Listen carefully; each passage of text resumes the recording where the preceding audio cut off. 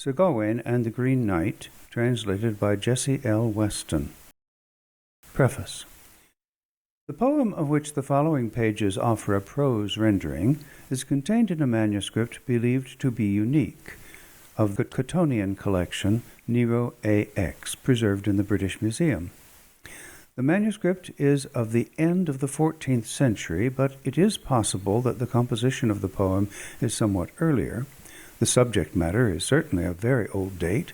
There has been a considerable divergence of opinion among scholars on the question of authorship, but the view now generally accepted is that it is the work of the same hand as Pearl, another poem of considerable merit contained in the same manuscript.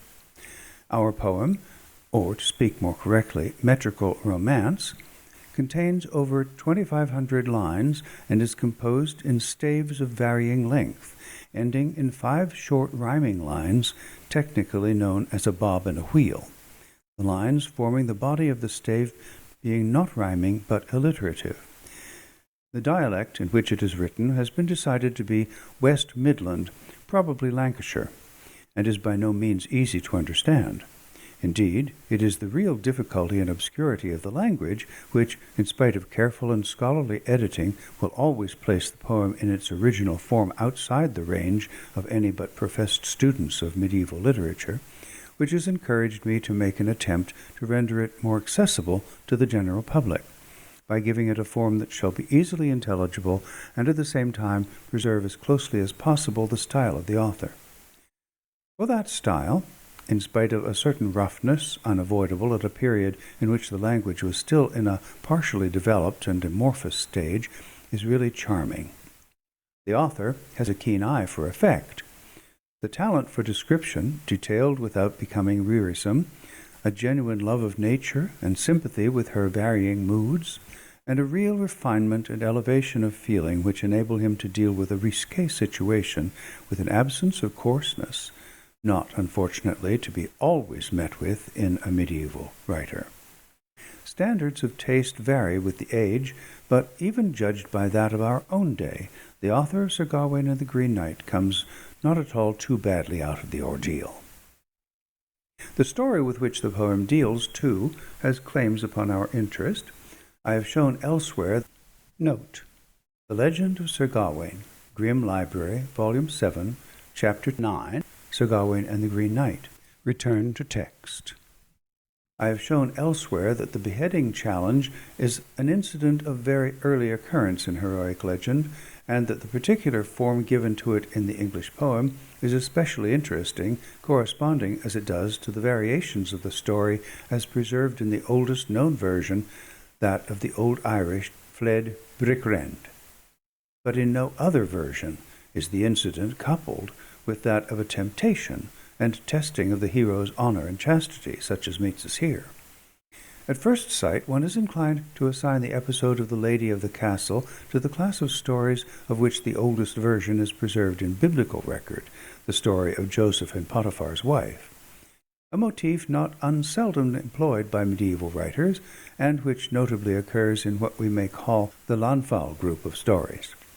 But there are certain points which may make us hesitate as to whether, in its first conception, the tale was really one of this class. It must be noted that here the lady is acting throughout with the knowledge and consent of the husband, an important point of difference. In the second place, it is very doubtful whether her entire attitude was not a ruse. From the Green Knight's words to Gawain when he finally reveals himself, "I wot we shall soon make peace with my wife, who was thy bitter enemy," her conduct hardly seems to have been prompted by real passion. In my studies on the legend of Sir Gawain, already referred to, I have suggested that the character of the lady here is, perhaps, a reminiscence of that of the Queen of the Magic Castle or Isle, daughter or niece of an enchanter, who at an early stage of Gawain's story was undoubtedly his love.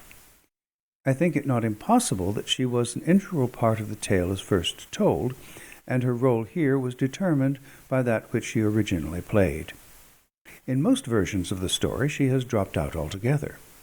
It is of course possible that, there being but a confused reminiscence of the original tale, her share may have been modified by the influence of the Lanfal group, but I should prefer to explain the episode on the whole as a somewhat distorted survival of an original feature.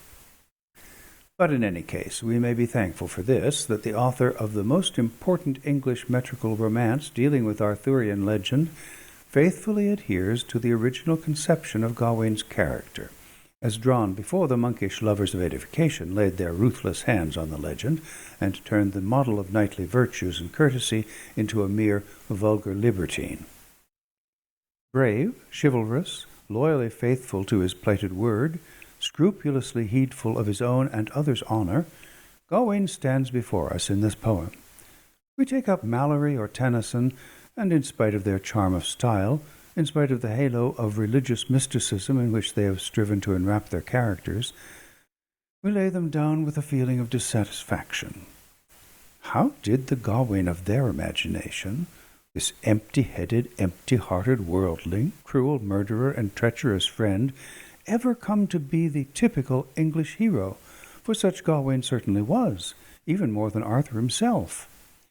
Then we turn back to these faded pages and read the quaintly earnest words in which the old writer reveals the hidden meaning of that mystic symbol, the pentangle, and vindicates Gawain's title to claim it as his badge. And we smile, perhaps, but we cease to wonder at the widespread popularity of King Arthur's famous nephew, or at the immense body of romance that claims him as its hero. Scholars know all this, of course. They can read the poem for themselves in its original rough and intricate phraseology. Perhaps they will be shocked at an attempt to handle it in simpler form, but this little book is not for them. And if, to those to whom the tale would otherwise be a sealed treasure, these pages bring some new knowledge of the way in which our forefathers looked on the characters of the Arthurian legend, the tales they told of them, unconsciously betraying the while how they themselves lived and thought and spoke, if by that means they gain a keener appreciation of our national heroes, a wider knowledge of our national literature, then the spirit of the long-dead poet will doubtless not be the slowest to pardon my handling of what was his masterpiece, as it is, in M. Gaston Paris's words, the jewel of medieval literature. Bournemouth, June 1898. End of preface. Section 1. After the siege and the assault of Troy, when that burg was destroyed and burnt to ashes, and the traitor slain for his treason, the noble Aeneas and his kin sailed forth to become princes and patrons of well-nigh all the Western Isles. Thus Romulus built Rome, and gave to the city his known name, which it bears even to this day. And Tisius turned him to Tuscany, and Langobard raised him up dwellings in Lombardy. And Felix Brutus sailed far over the French flood, and founded the kingdom of Britain, wherein have been war and waste and wonder, and bliss and bale oft times since. And in that kingdom of Britain have been wrought more gallant deeds than in any other. But of all British kings Arthur was the most valiant, as I have heard tell. Therefore will I set forth a wondrous adventure that fell out in his time. And if he will listen to me but for a little while, I will tell it even as it stands in story, stiff and strong, fixed in the letter, as it hath long been known in the land. King Arthur lay at Camelot upon a Christmas tide, with many a gallant lord and lovely lady, and all the noble brotherhood of the Round Table. There they held rich revels, with gay talk and jest. One while they would ride forth to juist and tourney, and again back to the court to make carols. For there was the feast holden 15 days, with all the mirth that men could devise, song and glee, glorious to hear in the daytime, and dancing at night. Halls and chambers were crowded with noble guests, the bravest of knights and the loveliest of ladies, and Arthur himself was the comeliest king that ever held a court. For all this fair folk were in their youth, the fairest and most fortunate under heaven, and the king himself of such fame that it were hard now to name so valiant a hero. Now the new year had but newly come in, and on that day a double portion was served on the high table to all the noble guests, and thither came the king with all his knights, when the service in the chapel had been sung to an end. And they greeted each other for the new year, and gave rich gifts the one to the other. And they that received them were not wroth, that ye may well believe. And the maidens laughed and made mirth, till it was time to get them to meat. Then they washed and sat them down to the feast in fitting rank and order, and Guinevere the queen, gaily clad, sat on the high dais. Silken was her seat, with a fair canopy over her head, of rich tapestries of tars, embroidered and studded with costly gems. Fair she was to look upon, with her shining grey eyes. A fairer woman might no man boast himself of having seen. But Arthur would not eat till all were served, so full of joy and gladness was he, even as a child. He liked not either to lie long or to sit long at meat, so worked upon him his young blood and his wild brain. And another custom he had also, that came of his nobility, that he would never eat upon a high day till he had been advised of some knightly deed, or some strange and marvellous tale of his ancestors, or of arms, or of other ventures, or till some knight should seek of him leave to joust with another, that they might set their lives in jeopardy one against another, as fortune might favour them. Such was the king's custom when he sat in hall at each high feast with his noble knights. Therefore on that New Year tide he abode fair of face on the throne, and made much mirth withal. Thus the king sat before the high table, and spake of many things, and there good Sir Gawain was seated by Guinevere the queen, and on her other side sat Agravain à la Durmain. Both were the king's sister's sons, and full gallant knights. And at the end of the table was Bishop Badoin, and Iwain, King Urien's son, sat at the other side alone. These were worthily served on the dais, and at the lower tables sat many valiant knights.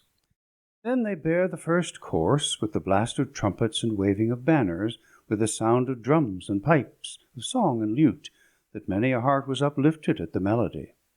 Many were the dainties, and rare the meats. So great was the plenty, there might scarce find room on the board to set on the dishes.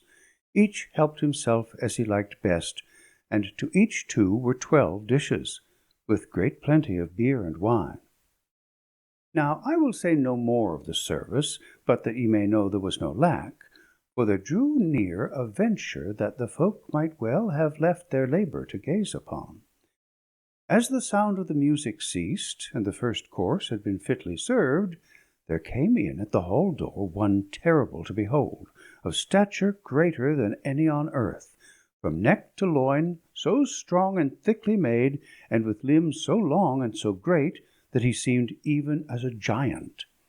And yet he was but a man, only the mightiest that might mount a steed, broad of chest and shoulders, and slender of waist, and all his features of like fashion.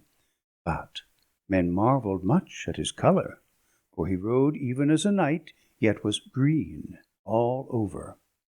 For he was clad all in green, with a straight coat and a mantle above, all decked and lined with fur was the cloth, and the hood that was thrown back from his locks, and lay on his shoulders.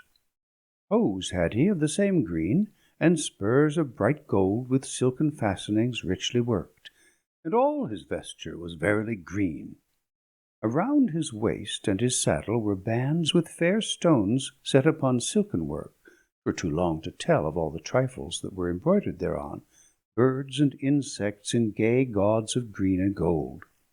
All the trappings of his steed were of metal of like enamel, even the stirrups that he stood in stained of the same, and stirrups and saddle-bow alike gleamed and shone with green stones. Even the steed on which he rode was of the same hue, a green horse, great and strong and hard to hold, with broidered bridle, meet for the rider. The knight was thus gaily dressed in green, his hair falling around his shoulders. On his breast hung a beard as thick and green as a bush, and the beard and the hair of his head were clipped all round above his elbows.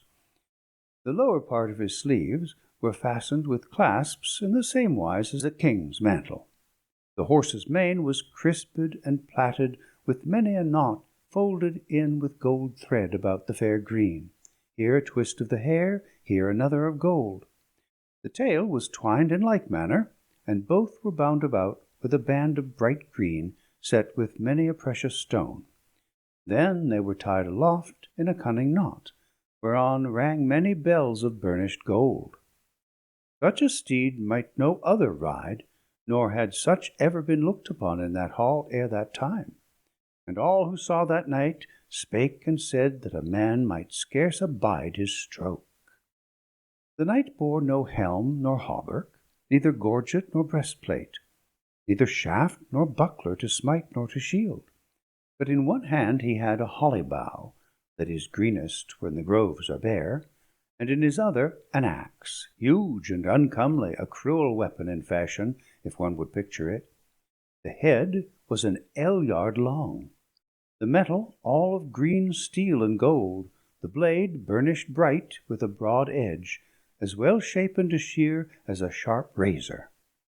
The steel was set into a strong staff, all bound round with iron, even to the end, and engraved with green in cunning work.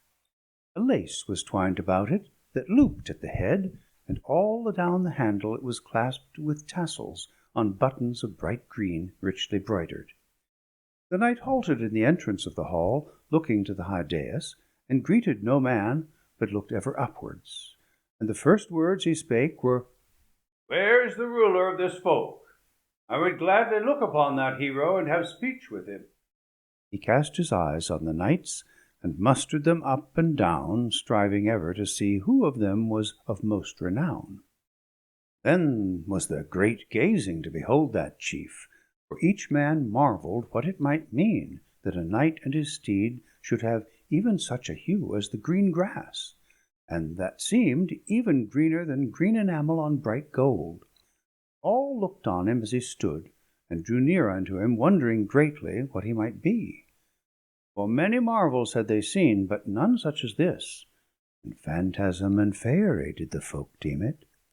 Therefore were the gallant knights slow to answer, and gazed astounded, and sat stone still in a deep silence through that goodly hall, as if a slumber were fallen upon them.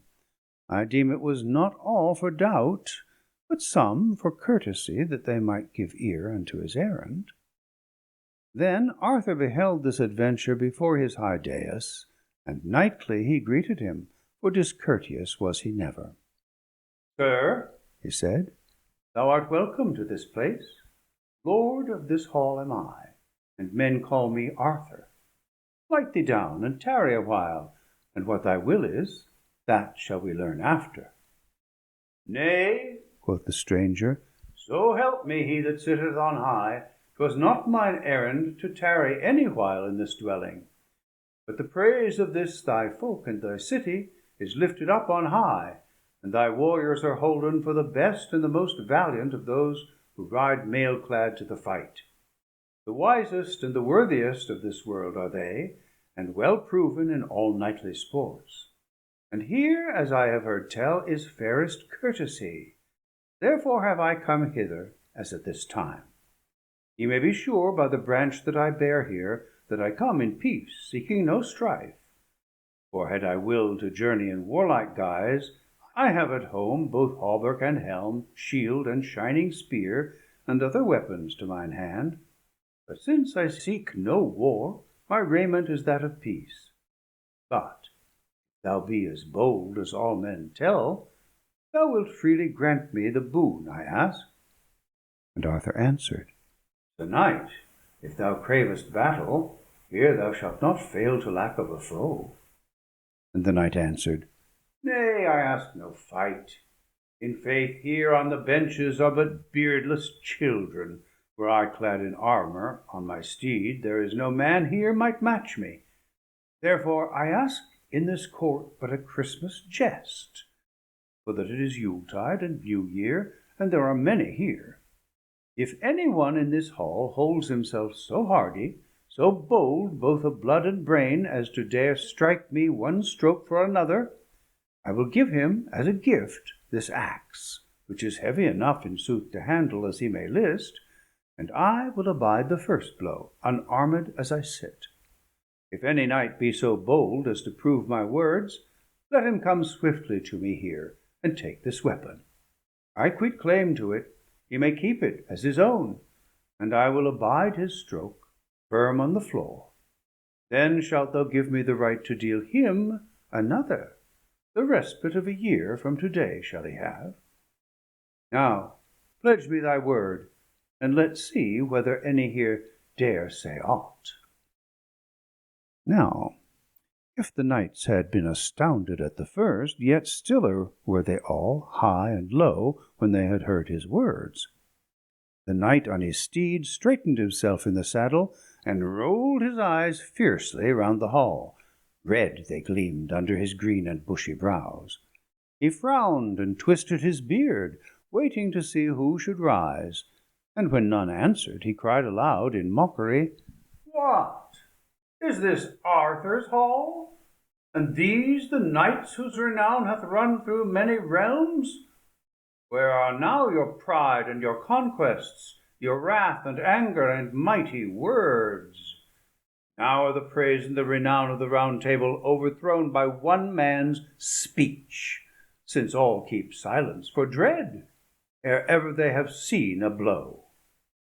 With that he laughed so loudly that the blood rushed to the king's fair face for very shame. He waxed wroth, as did all his knights, and sprang to his feet, and drew near to the stranger, and said, "Now, by heaven, foolish is thine asking, and thy folly shall find its fitting answer. I know no man aghast at thy great words. Give me here thine axe, and I shall grant thee the boon thou hast asked." Lightly he sprang to him, and caught at his hand, and the knight, fierce of aspect, lighted down from his charger. Then Arthur took the axe, and gripped the haft, and swung it round, ready to strike, and the knight stood before him, taller by a head than any in the hall. He stood, and stroked his beard, and drew down his coat, no more dismayed for the king's threats than if one had brought him a drink of wine. Then Gawain, who sat by the queen, leaned forward to the king, and spake, "I beseech ye, my lord, let this venture be mine. Would ye but bid me rise from this seat, and stand by your side, so that my liege lady thought it not ill, then would I come to your counsel before this goodly court. For I think it not seemly that such a challenge should be made in your hall, and that ye yourself should undertake it, while there are many bold knights who sit beside ye, none other, methinks, of readier will under heaven, no, or more valiant in open field. I am the weakest, I wot, and the feeblest of wit, and it will be the less loss of my life, if ye seek sooth. For save that ye are mine uncle, naught is there in me to praise, no virtue is there in my body save your blood. And since this challenge is such folly that it beseems ye not to take it, and I have asked it from ye first, let it fall to me, and if I bear myself ungallantly, then let all this court blame me." Then they all spake with one voice that the king should leave this venture, and grant it to Gawain. Then Arthur commanded the knight to rise, and he rose up quickly, and knelt down before the king, and caught hold of the weapon. And the king loosed his hold of it, and lifted up his hand, and gave him his blessing, and bade him be strong, both of heart and hand.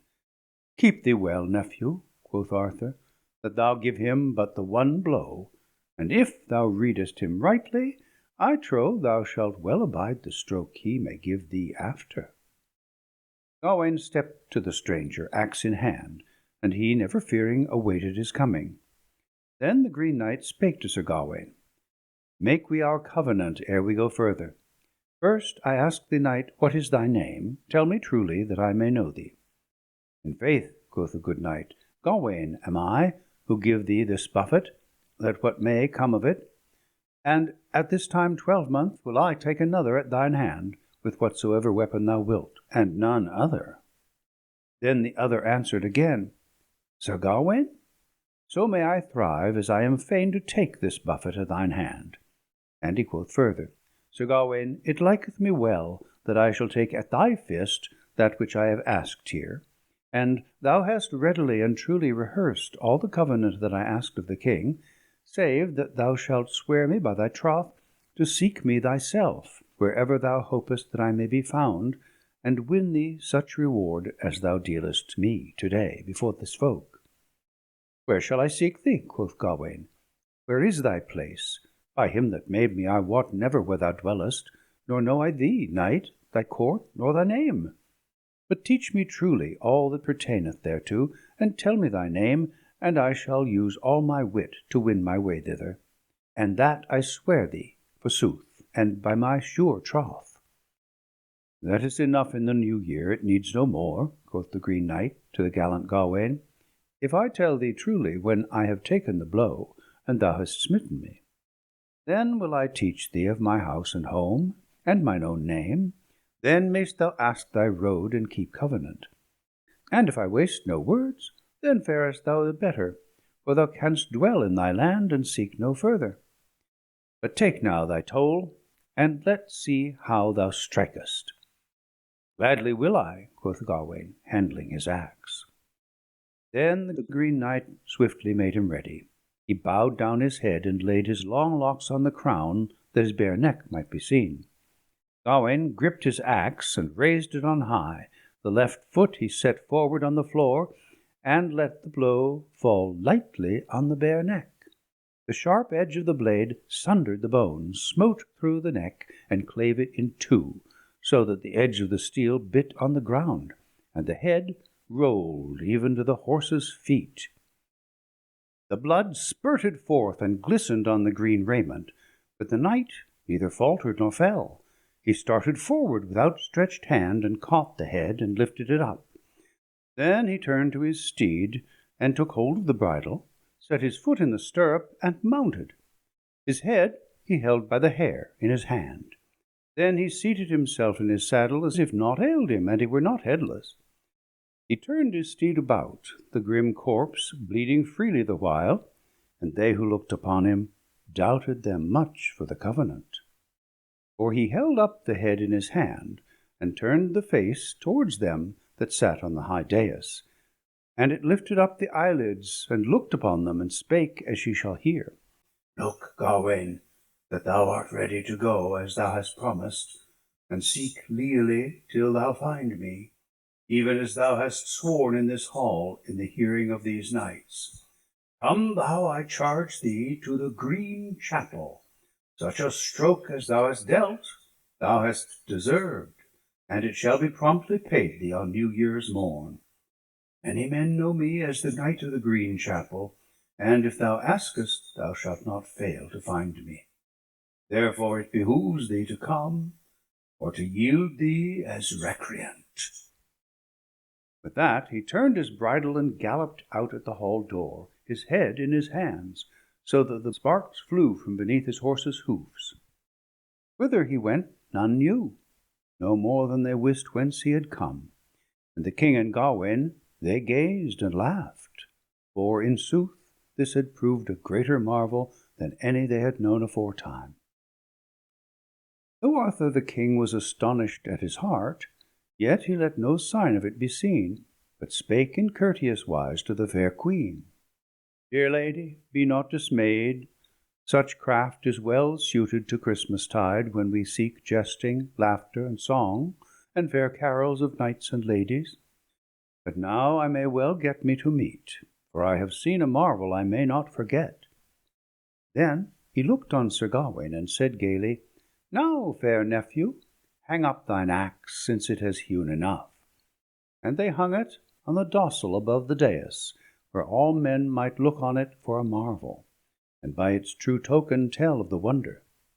Then the twain sat them down together, the king and the good knight, and men served them with a double portion, as was the share of the noblest, with all manner of meat and of minstrelsy. And they spent that day in gladness, but Sir Gawain must well bethink him of the heavy venture to which he had set his hand. End of Section 1. Section 2. This beginning of adventures had Arthur at the new year, for he yearned to hear gallant tales, though his words were few when he sat at the feast. But now had they stern work on hand. Gawain was glad to begin the jest in the hall, but he need have no marvel if the end be heavy. For though a man be merry in mind when he is well drunk, yet a year runs full swiftly, and the beginning but rarely matches the end. For Yule was now overpast, and the year after, each season in its turn following the other. For after Christmas comes crabbed Lent, that will have fish for flesh and simpler cheer. But then the weather of the world chides with winter. The cold withdraws itself, the clouds uplift, and the rain falls in warm showers on the fair plains. Then the flowers come forth, meadows and groves are clad in green, the birds make ready to build, and sing sweetly for solace of the soft summer that follows thereafter. The blossoms bud and blow in the hedgerows, rich and rank, and noble notes enough are heard in the fair woods. After the season of summer, with the soft winds, when zephyr breathes lightly on seeds and herbs, joyous indeed is the growth that waxes thereout, when the dew drips from the leaves beneath the blissful glance of the bright sun. But then comes harvest and hardens the grain, warning it to wax ripe ere the winter. The drought drives the dust on high, flying over the face of the land. The angry wind of the welkin wrestles with the sun. The leaves fall from the trees and light upon the ground, and all brown are the groves that but now were green, and ripe is the fruit that once was flower. So the year passes into many yesterdays, and winter comes again, as it needs no sage to tell us. When the Michaelmas moon was come in with warnings of winter, Sir Gawain bethought him full oft of his perilous journey. Yet till All Hallows Day he lingered with Arthur, and on that day they made a great feast for the hero's sake, with much revel and richness of the Round Table. Courteous knights and comely ladies, all were in sorrow for the love of that knight, and though they spake no word of it, many were joyless for his sake. And after meat, sadly Sir Gawain turned to his uncle, and spake of his journey, and said, Liege lord of my life, leave from you I crave. Ye know well how the matter stands without more words. Tomorrow I am bound to set forth in search of the Green Knight.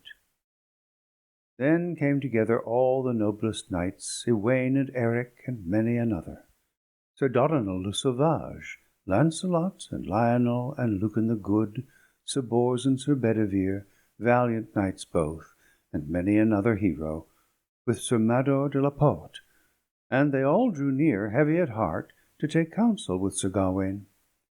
Much sorrow and weeping was there in the hall, to think that so worthy a knight as Gawain should wend his way to seek a deadly blow, and should no more wield his sword in fight. But the knight made ever good cheer, and said, Nay, wherefore should I shrink? What may a man do but prove his fate? He dwelt there all that day, and on the morn he arose and asked betimes for his armour, and they brought it unto him on this wise. First a rich carpet was stretched on the floor, and brightly did the gold gear glitter upon it. Then the knight stepped onto it, and handled the steel. Clad he was in a doublet of silk, with a close hood lined fairly throughout. Then they set the steel shoes upon his feet, and wrapped his legs with greaves, with polished knee-caps fastened with knots of gold. Then they cased his thighs in cuisses closed with thongs, and brought him the byrnie of bright steel rings sewn upon a fair stuff. Well-burnished braces they set on each arm with good elbow-pieces, and gloves of mail, and all the goodly gear that should shield him in his need. And they cast over all a rich surcoat, and set the golden spurs on his heels, and girt him with a trusty sword fastened with a silken baldric. When he was thus clad, his harness was costly, for the least loop or latchet gleamed with gold. So armed as he was, he hearkened mass, and made his offering at the high altar. Then he came to the king and the knights of his court, and courteously took leave of lords and ladies, and they kissed him, and commended him to Christ. With that was Gringolet ready, girt with a saddle that gleamed gaily with many golden fringes, enriched and decked anew for the venture. The bridle was all barred about with bright gold buttons, and all the covertures and trappings of the steed, the crupper and the rich skirts, accorded with the saddle, spread fair with the rich red gold that glittered and gleamed in the rays of the sun.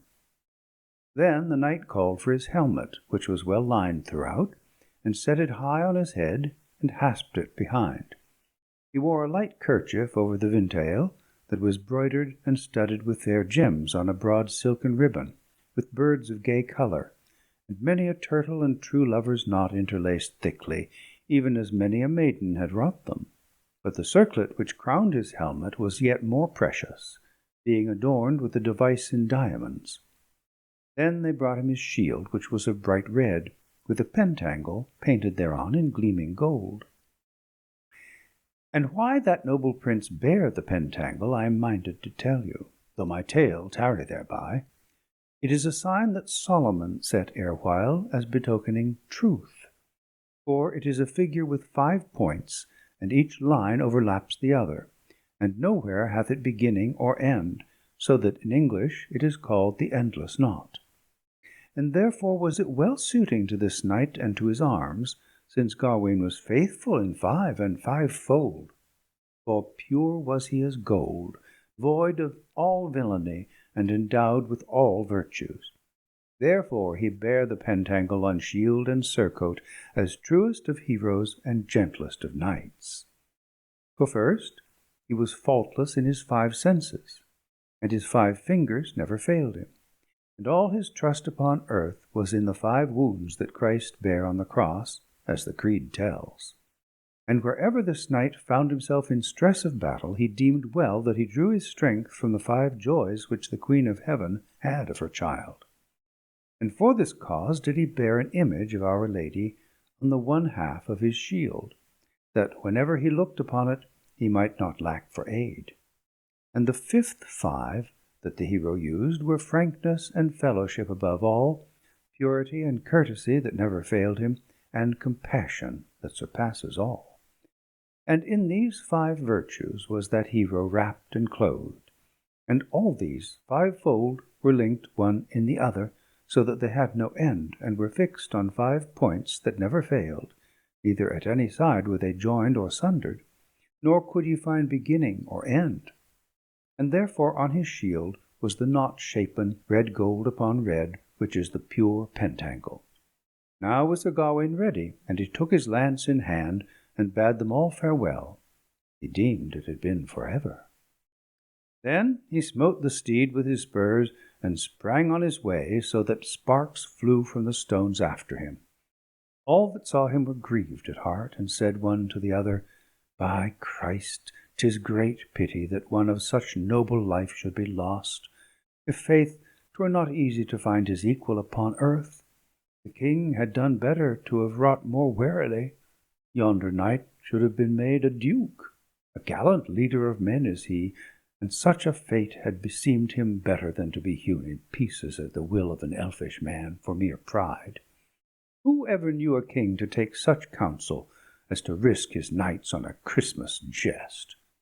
Many were the tears that flowed from their eyes when that goodly knight rode from the hall. He made no delaying, but went his way swiftly, and rode many a wild road, as I heard say in the book. So rode Sir Gawain through the realm of Logres, on an errand that he held for no jest. Often he lay companionless at night, and must lack the fare that he liked. No comrade had he save his steed, and none save God with whom to take counsel. At length he drew nigh to North Wales, and left the Isles of Anglesey on his left hand, crossing over the fords by the foreland over at Holyhead, till he came into the wilderness of Wirral, that is loved neither of God nor of man, and there he abode but a little time.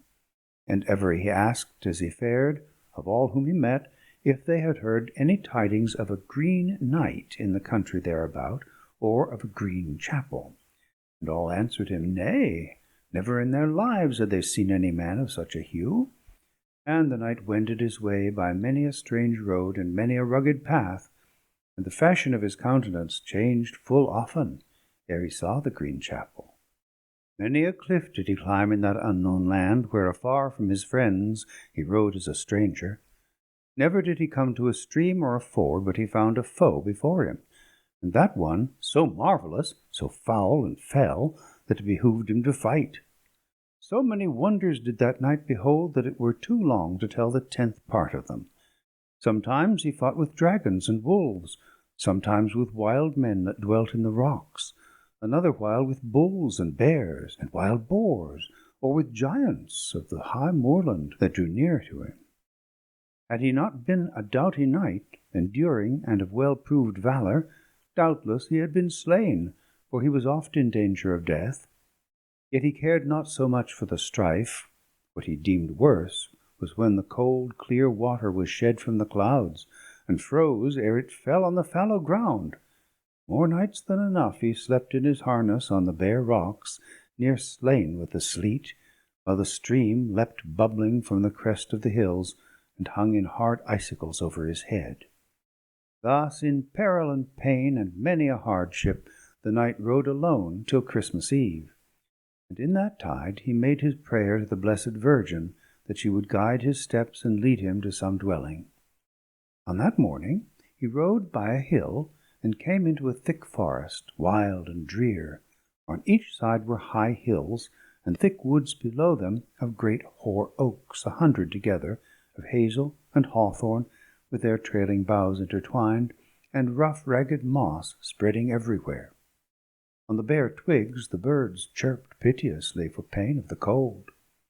The knight upon Gringolet rode lonely beneath them, through marsh and mire, much troubled at heart, lest he should fail to see the service of the Lord, who on that selfsame night was born of a maiden, for the cure of our grief.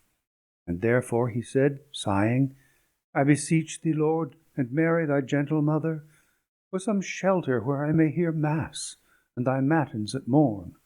This I ask meekly, and thereto I pray my paternoster, Ave and Credo. Thus he rode, praying and lamenting his misdeeds, and he crossed himself and said, May the cross of Christ speed me.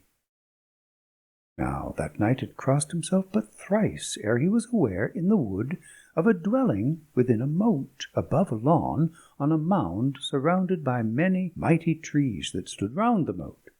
'Twas the fairest castle that ever a knight owned, built in a meadow with a park all about it, and a spiked palisade closely driven that enclosed the trees for more than 2 miles. The knight was ware of the hold from the side, as it shone through the oaks. Then he lifted off his helmet, and thanked Christ and St. Julian that they had courteously granted his prayer, and hearkened to his cry. Now, quoth the knight, I beseech ye, grant me fair hostel. Then he pricked Gringolet with his golden spurs, and rode gaily towards the great gate, and came swiftly to the bridge end. The bridge was drawn up, and the gates close shut. The walls were strong and thick, so that they might fear no tempest.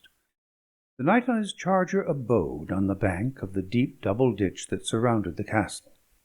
The walls were set deep in the water, and rose aloft to a wondrous height. They were of hard-hewn stone up to the corbels, which were adorned beneath the battlements with fair carvings, and turrets set in between, with many a loophole. A better barbican Sir Gawain had never looked upon.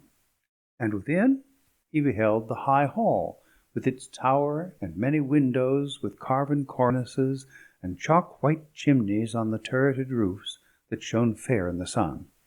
And everywhere, thickly scattered on the castle battlements, were pinnacles, so many that it seemed as if it were all wrought out of paper, so white was it. The knight on his steed deemed it fair enough, if he might come to be sheltered within it, to lodge there while the holy day lasted. He called aloud, and soon there came a porter of kindly countenance, who stood on the wall and greeted this knight, and asked his errand.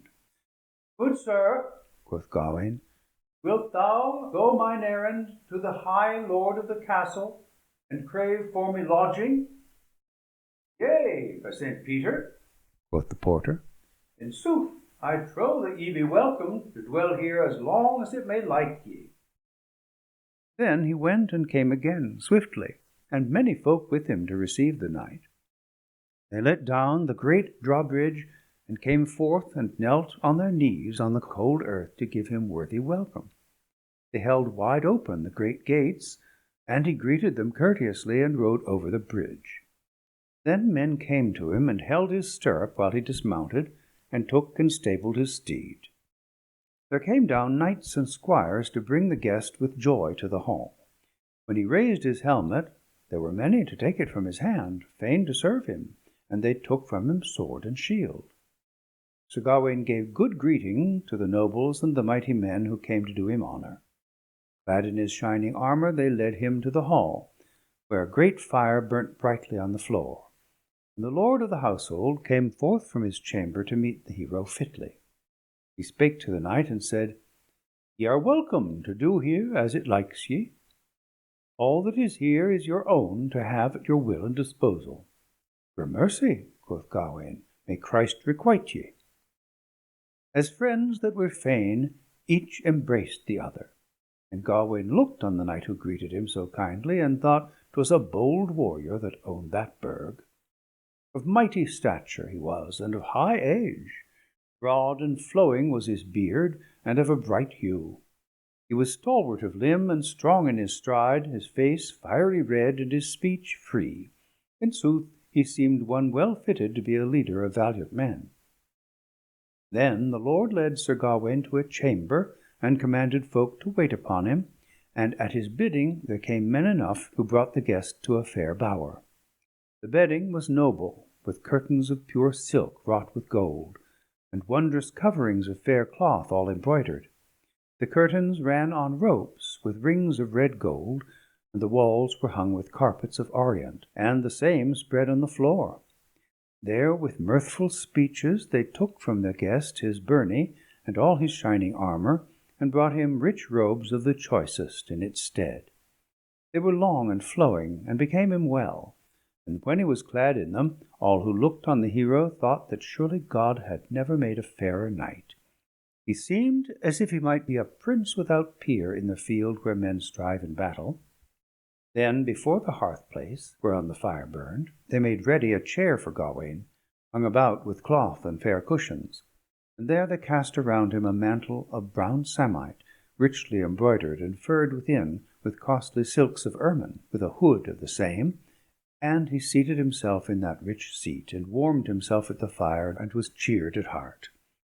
And while he sat thus, the serving men set up a table on trestles, and covered it with a fair white cloth, and set thereon salt cellar and napkin and silver spoons, and the knight washed at his will, and set him down to meat. The folk served him courteously with many dishes, seasoned of the best, a double portion. All kinds of fish were there, some baked in bread, some broiled on the embers, some sodden, some stewed and savoured with spices, with all sorts of cunning devices to his taste. And often he called it a feast, when they spake gaily to him all together, and said, "Now take ye this penance, and it shall be for your amendment." Much mirth thereof did Sir Gawain make. Then they questioned that prince courteously of whence he came, and he told them that he was of the court of Arthur, who is the rich royal king of the Round Table, and that it was Gawain himself who was within their walls, and would keep Christmas with them, as the chance had fallen out.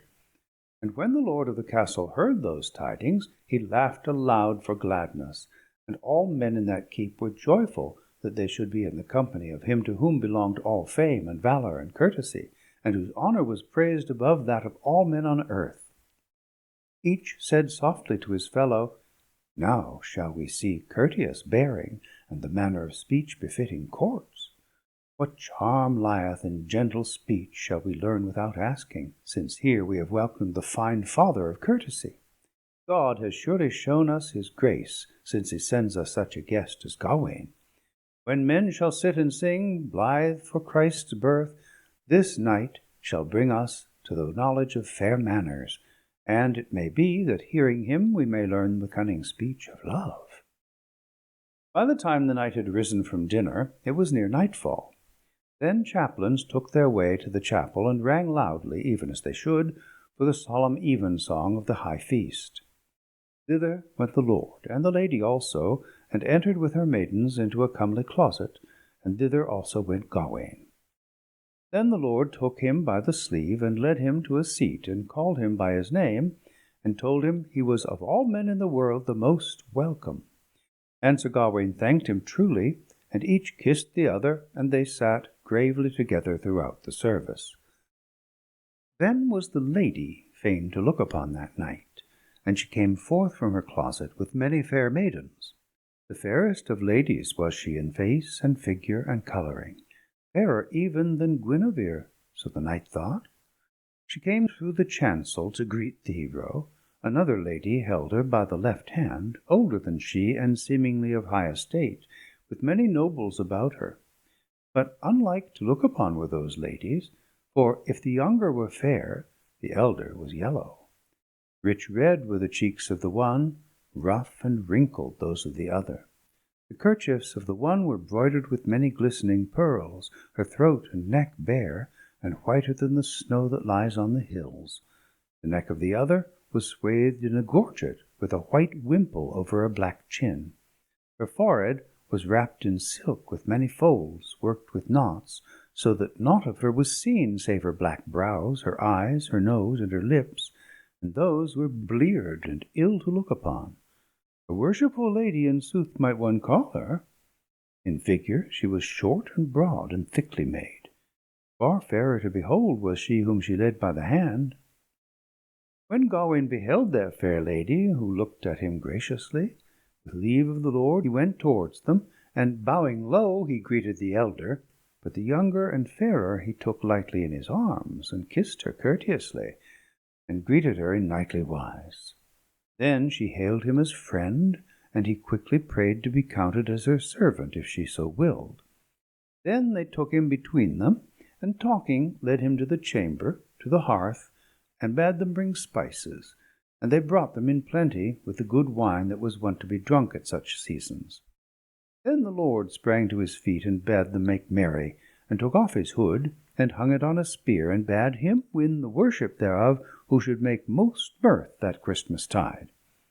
And I shall try, by my faith, to fool it with the best, by the help of my friends, ere I lose my raiment. Thus with gay words the lord made trial to gladden Gawain with jests that night, till it was time to bid them light the tapers, and Sir Gawain took leave of them, and gat him to rest. In the morn, when all men call to mind how Christ our Lord was born on earth to die for us, there is joy for his sake in all dwellings of the world, and so was there here on that day. For high feast was held, with many dainties and cunningly cooked messes. On the dais sat gallant men, clad in their best. The ancient dame sat on the high seat, with the lord of the castle beside her. Gawain and the fair lady sat together, even in the midst of the board, when the feast was served.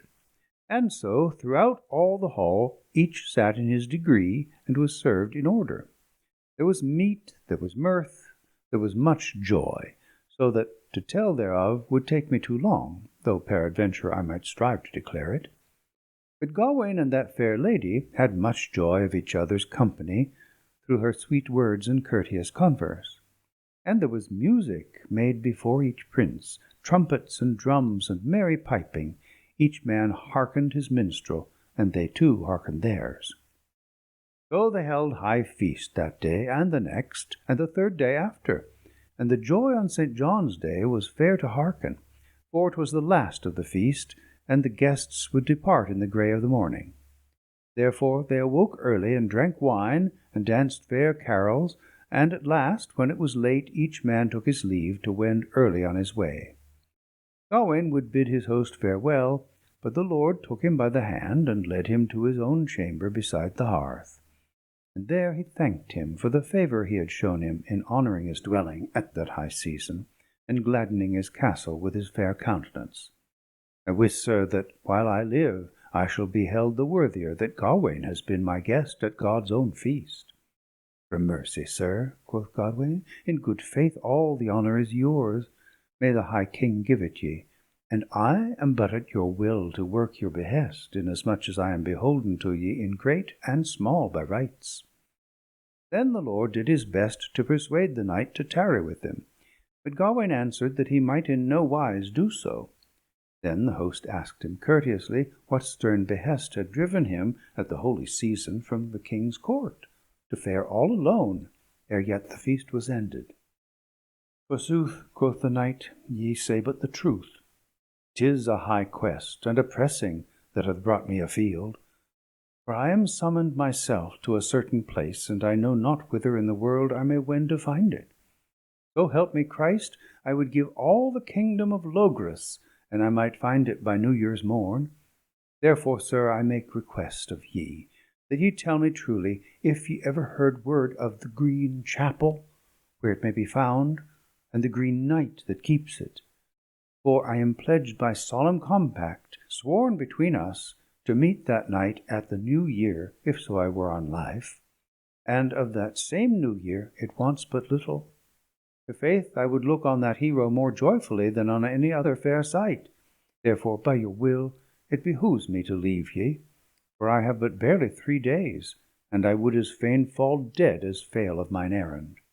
Then the Lord quoth, laughing, Now must ye needs stay, for I will show ye your goal, the Green Chapel, ere your term be at an end. Have ye no fear. But you can take your ease, friend, in your bed till the 4th day, and go forth on the 1st of the year, and come to that place at mid-morn to do as ye will. Dwell here till New Year's Day, and then rise and set forth, and you shall be set in the way, 'tis not 2 miles hence. Then was Gawain glad, and he laughed gaily. Now I thank ye for this above all else. Now my quest is achieved, I will dwell here at your will, and otherwise do as ye shall ask. Then the Lord took him and set him beside him, and bade the ladies be fetched for their greater pleasure, though between themselves they had solace. The Lord for gladness made merry jest, even as one who wist not what to do for joy, and he cried aloud to the knight, Ye have promised to do the thing I bid ye. Will ye hold to this behest here at once? Yea, forsooth, said the true knight. While I abide in your burg, I am bound by your behest. Ye have travelled from far, said the host, and since then ye have waked with me. Ye are not well refreshed by rest and sleep, as I know. Ye shall therefore abide in your chamber, and lie at your ease tomorrow at masstide, and go to meat when ye will with my wife, who shall sit with ye and comfort ye with her company till I return. And I shall rise early and go forth to the chase. And Gawain agreed to all this courteously. Sir Knight, quoth the host, we will make a covenant. Whatsoever I win in the wood shall be yours, and whatever may fall to your share, that shall ye exchange for it. Let us swear, friend, to make this exchange, however our hap may be, for worse or for better. I grant you your will, quoth Gawain the Good. If ye list to do so, it liketh me well. Bring hither the wine-cup, the bargain is made. So said the lord of that castle. They laughed each one, and drank of the wine, and made merry, these lords and ladies, as it pleased them. Then with gay talk and merry jest they arose, and stood, and spoke softly, and kissed courteously, and took leave of each other. With burning torches and many a serving man was each led to his couch.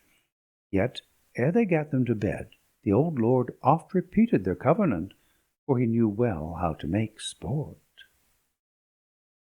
End of Section 2. Section 3.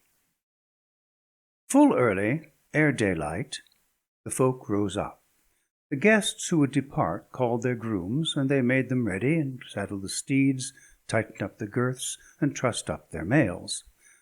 The knights, all arrayed for riding, leapt up lightly, and took their bridles, and each rode his way as pleased him best. The lord of the land was not the last. Ready for the chase, with many of his men, he ate a sop hastily when he had heard mass, and then, with blast of the bugle, fared forth to the field. He and his nobles were to horse ere daylight glimmered upon the earth. Then the huntsmen coupled their hounds, unclosed the kennel door, and called them out. They blew 3 blasts gaily on the bugles, the hounds bayed fiercely, and they that would go a-hunting checked and chastised them. 100 hunters there were of the best, so I have heard tell. Then the trackers gat them to the trysting place, and uncoupled the hounds, and the forest rang again with their gay blasts. At the first sound of the hunt, the game quaked for fear, and fled, trembling, along the vale. They betook them to the heights, but the liers in wait turned them back with loud cries. The harts they let pass them, and the stags with their spreading antlers, for the Lord had forbidden that they should be slain. With the hinds and the does they turned back, and drave down into the valleys. Then might ye see much shooting of arrows. As the deer fled under the boughs, a broad whistling shaft smote and wounded each sorely, so that wounded and bleeding they fell dying on the banks. The hounds followed swiftly on their tracks, and hunters, blowing the horn, sped after them with ringing shouts that well nigh burst the cliffs asunder. What game escaped those that shot was run down at the outer ring. Thus were they driven on the hills and harassed at the waters, so well did the men know their work. And the greyhounds were so great and swift that they ran them down as fast as the hunters could slay them. Thus the Lord passed the day in mirth and joyfulness even to nightfall. So the Lord roamed the woods, and Gawain at good night lay ever abed, curtained about under the costly coverlet, while the daylight gleamed on the walls. And as he lay half slumbering, he heard a little sound at the door, and he raised his head and caught back a corner of the curtain, and waited to see what it might be. It was the lovely lady, the lord's wife. She shut the door softly behind her, and turned towards the bed, and Gawain laid him down softly, and made as if he slept. And she came lightly to the bedside within the curtain, and sat herself down beside him to wait till he wakened. The knight lay there a while, and marvelled within himself what her coming might betoken, and he said to himself, "'Twere more seemly if I asked her what hath brought her hither." Then he made faint to waken, and turned towards her, and opened his eyes as one astonished, and crossed himself, and she looked on him laughing, with her cheeks red and white, lovely to behold. "Good morrow, Sir Gawain," said that fair lady. "Ye are but a careless sleeper, since one can enter thus. Now ye taken unawares, and lest ye escape me, I shall bind you in your bed. Of that be ye assured." Laughing, she spake these words. "Good morrow, fair lady," quoth Gawain blithely. "I will do your will as it likes me well, for I yield me readily and pray your grace, and that is best, by my faith, since I needs must do so." Thus he jested again, laughing. "But an you would, fair lady, grant me this grace, that ye pray your prisoner to rise, I would get me from bed and array me better, then could I talk with ye in more comfort." "Nay, forsooth, fair sir," quoth the lady, "ye shall not rise. I will read ye better.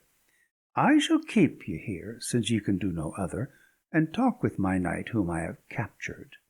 For I know well that ye are Sir Gawain, whom all the world worships, wheresoever ye may ride. Your honour and your courtesy are praised by lords and ladies, by all who live. Now ye are here, and we are alone. My lord and his men are afield, the serving men in their beds, and my maidens also, and the door shut upon us. And since in this hour I have him that all men love, I shall use my time well with speech while it lasts. Ye are welcome to my company, for it behooves me in sooth to be your servant." "In good faith," quoth Gawain, "I think me that I am not he of whom ye speak, for unworthy am I of such service as ye here proffer. In sooth, I were glad if I might set myself by word or service to your pleasure. A pure joy would it be to me."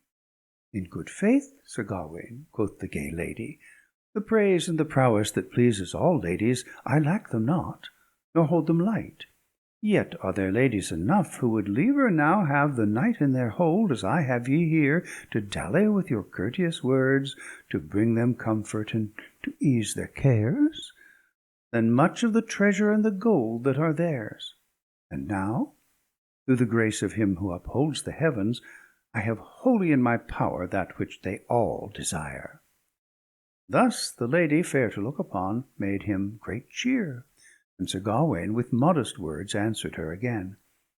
"Madam," he quoth, "may Mary requite ye, for in good faith I have found in ye a noble frankness. Much courtesy have other folk shown me, but the honour they have done me is not to the worship of yourself, who knoweth but good. By Mary," quoth the lady, "I think otherwise. For were I worth all the women alive, and had I the wealth of the world in my hand, and might choose me a lord to my liking, then, for all that I have seen in ye, Sir Knight, of beauty and courtesy and blithe semblance, and for all that I have hearkened and hold for true, there should be no knight on earth to be chosen before ye. Well I wot, quoth Sir Gawain, that ye have chosen a better, but I am proud that ye should so prize me, and as your servant do I hold ye my sovereign, and your knight am I, and may Christ reward ye. So they talked of many matters till mid-morn was past, and ever the lady showed her love to him, and the knight turned her speech aside. For though she were the brightest of maidens, yet had he forborne to show her love for the danger that awaited him, and the blow that must be given without delay. Then the lady prayed her leave from him, and he granted it readily. And she gave him good day with laughing glance, but he must needs marvel at her words. Now he that speeds fair speech reward ye this disport, but that ye be Gawain, my mind misdoubts me greatly. Wherefore, quoth the knight quickly, fearing lest he had lacked in some courtesy. And the lady spake, So true a knight as Gawain is holden, and one so perfect in courtesy, would never have tarried so long with a lady, but he would of his courtesy have craved a kiss at parting. Then, quoth Gawain, I wot I will do even as it may please ye, and kiss at your commandment, as a true knight should, who forbears to ask for fear of displeasure. At that she came near and bent down and kissed the knight, and each commended the other to Christ, and she went forth from the chamber softly. Then Sir Gawain arose, and called his chamberlain, and chose his garments, and when he was ready he gat him forth to mass, and then went to meat, and made merry all day till the rising of the moon, and never had a knight fairer lodging than had he with those two noble ladies, the elder and the younger. And ever the lord of the land chased the hinds through holt and heath till eventide, and then, with much blowing of bugles and baying of hounds, they bore the game homeward. And by the time daylight was done, all the folk had returned to that fair castle. And when the lord and Sir Gawain met together, then were they both well pleased. The lord commanded them all to assemble in the great hall, and the ladies to descend with their maidens. And there before them all he bade the men fetch in the spoil of the day's hunting. And he called to Gawain, and counted the tale of the beasts, and showed them unto him, and said, What think ye of this game, Sir Knight? Have I deserved of ye thanks for my woodcraft? Yea, I wis, quoth the other. Here is the fairest spoil I have seen this 7 year in the winter season. And all this do I give ye, Gawain, quoth the host. For by accord of covenant ye may claim it as your own. That is sooth, quoth the other. I grant you the same, and I have fairly won this within walls, and with as good will do I yield it to ye. With that he clasped his hands round the lord's neck, and kissed him, as courteously as he might. Take ye here my spoils. No more have I won. Ye should have it freely, though it were greater than this. "'Tis good," said the host, "gramercy thereof. Yet were I fain to know where ye won this same favour, and if it were by your own wit." "Nay," answered Gawain, "that was not in the bond. Ask me no more. Ye have taken what was yours by right.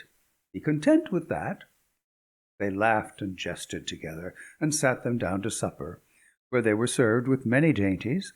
And after supper they sat by the hearth, and wine was served out to them. And oft in their jesting they promised to observe on the morrow the same covenant that they had made before, and whatever chance might betide, to exchange their spoil, be it much or little, when they met at night. Thus they renewed their bargain before the whole court, and then the night drink was served, and each courteously took leave of the other, and gat him to bed. By the time the cock had crowed thrice, the lord of the castle had left his bed. Mass was sung, and meat fitly served. The folk were forth to the wood ere the day broke. With hound and horn they rode over the plain, and uncoupled their dogs among the thorns. Soon they struck on the scent, and the hunt cheered on the hounds, who were first to seize it, urging them with shouts.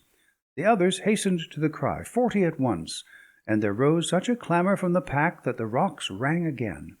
The huntsmen followed hard after, with shouting and blasts of the horn. And the hounds drew together to a thicket betwixt the water and a high crag in the cliff beneath the hillside. As the rough rocks were ill for riding, the huntsman sprang to earth and hastened on foot, and cast about round the hill and the thicket. The knights wist well what beast was within, and would drive him forth with the bloodhounds.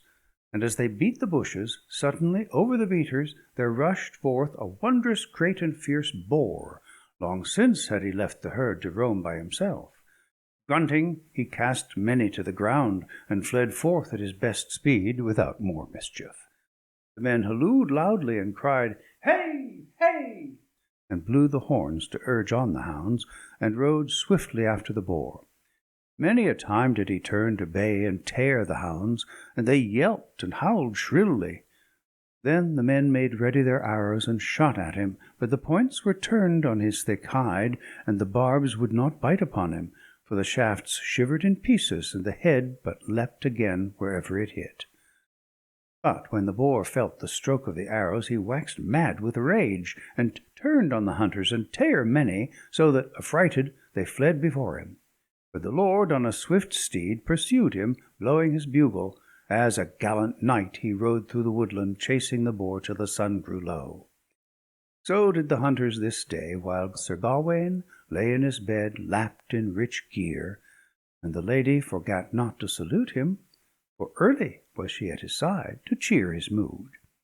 She came to the bedside, and looked on the knight, and Gawain gave her fit greeting, and she greeted him again with ready words, and sat her by his side, and laughed, and with a sweet look she spoke to him. "Sir, if ye be Gawain, I think it a wonder that ye be so stern and cold, and care not for the courtesies of friendship.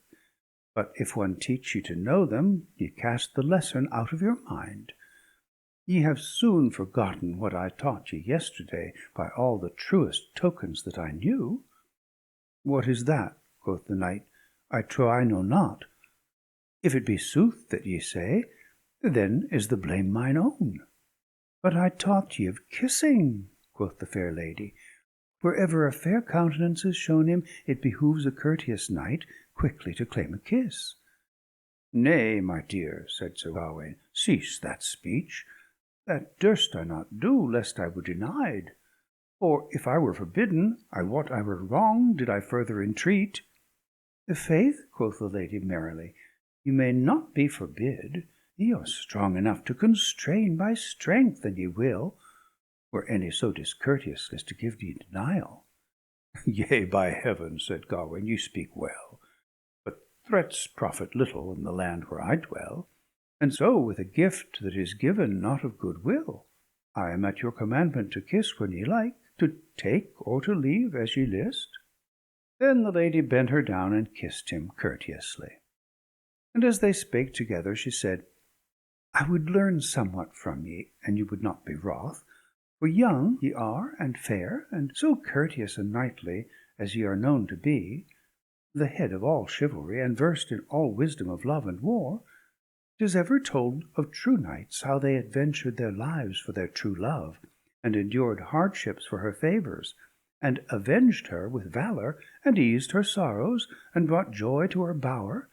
And ye are the fairest knight of your time, and your fame and your honour are everywhere. Yet I have sat by ye here twice, and never a word have heard of love. Ye who are so courteous and skilled in such lore ought surely to teach one so young and unskilled some little craft of true love. Why are ye so unlearned, who art otherwise so famous? Or is it that ye deem me unworthy to hearken to your teaching? For shame, Sir Knight, I come hither alone, and sit at your side to learn of ye some skill. Teach me of your wit, while my lord is from home." "In good faith," quoth Gawain, "great is my joy and my profit that so fair a lady as ye are should deign to come hither, and trouble ye with so poor a man, and make sport with your knight with kindly countenance. It pleaseth me much.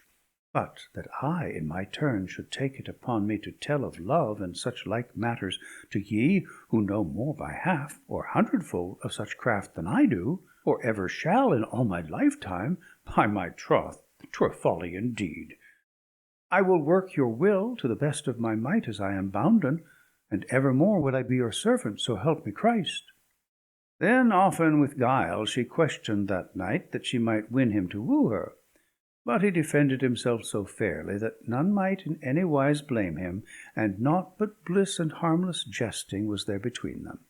They laughed and talked together, till at last she kissed him, and craved her leave of him, and went her way. Then the knight arose and went forth to mass, and afterward dinner was served, and he sat and spake with the ladies all day. But the lord of the castle rode ever over the land, chasing the wild boar that fled through the thickets, slaying the best of his hounds, and breaking their backs in sunder, till at last he was so weary he might run no longer, but made for a hole in a mound by a rock. He got the mound at his back, and faced the hounds, whetting his white tusks and foaming at the mouth. The huntsmen stood aloof, fearing to draw nigh him. So many of them had been already wounded that they were loath to be torn with his tusks, so fierce he was, and mad with rage. At length the lord himself came up, and saw the beast at bay, and the men standing aloof. Then quickly he sprang to the ground, and drew out a bright blade, and waded through the stream to the boar. When the beast was ware of the knight with weapon in hand, he set up his bristles and snorted loudly, and many feared for their lord, lest he should be slain. Then the boar leapt upon the knight, so that beast and man were one atop of the other in the water.